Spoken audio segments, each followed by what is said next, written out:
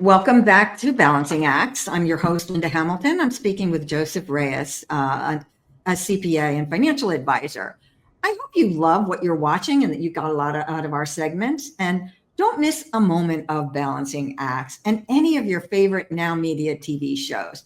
You can get them live or on demand at any time, anywhere. You can download the free Now Media TV app on Roku or Apple and enjoy instant access to our full lineup of bilingual programming in both English and Spanish. Prefer to listen on the go? Catch it on your favorite podcast version. And you can get it on Now Media's website at nowmedia.tv. And from business to breaking news to lifestyle, culture, and everything in between, Now Media is streaming 24/7 and it's ready whenever you are. Joseph, we had a great conversation, I think, about finance in chaotic times, which certainly they are now. The market's up and down, the economy, everybody's worried about tariffs, this and that. So, as you said earlier, it's never really changed over time. There's always something in terms of financial upsets that business owners have to deal with. So I want to move us into thinking about financial clarity, but through building a business that has value to you beyond just a paycheck. So let's talk about, money decisions. What daily or monthly habits do people make, let's say, so they make better money decisions and think about long-term value? Yeah, so when you're a startup, you're just getting a business off the ground. Unless you're well funded, maybe you're already wealthy and have plenty of cash, but a lot of entrepreneurs don't have that luxury. They start a business.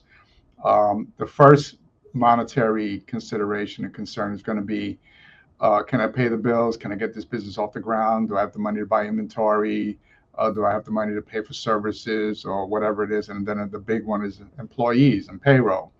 So when you're first starting out, that is going to be, and this could take a few years, frankly, but until you get off the ground, assuming that you have a product or service that people want to buy, you have to do your homework, and not just because you're good at something, it means that people are going to want to buy what you have to sell.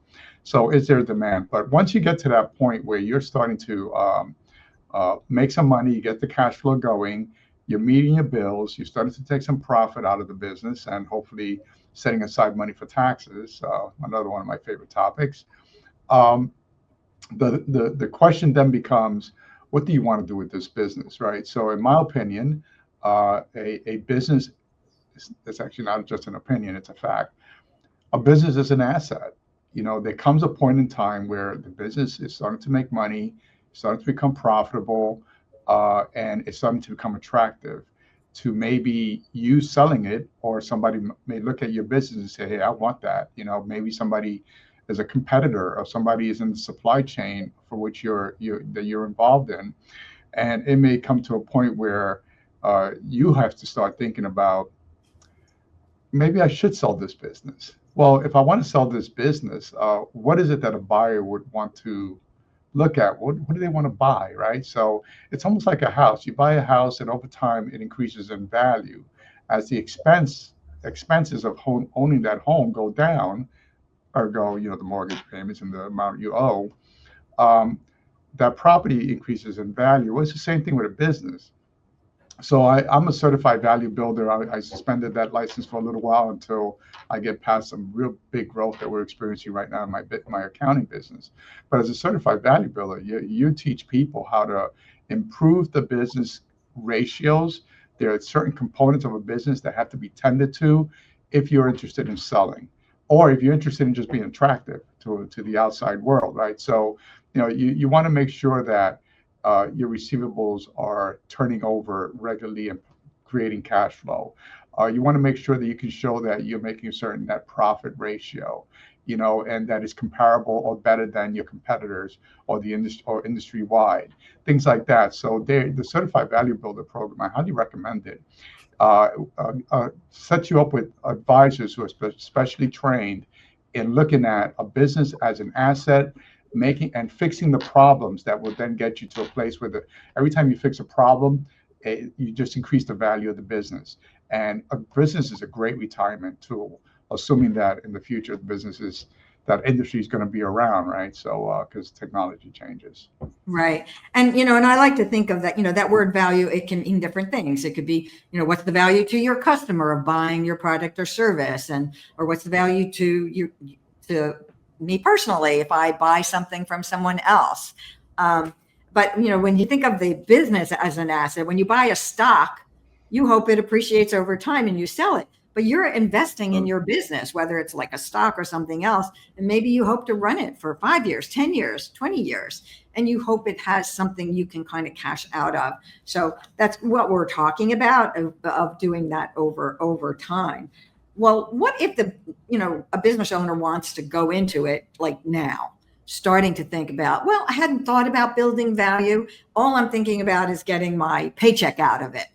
What's the first thing they should start to do if they want to think longer term about their business? Yeah, that's a good question. And so if you start thinking about the future and where, once you set a goal, you're more likely to reach that goal than if you don't think about it, right? So, Right.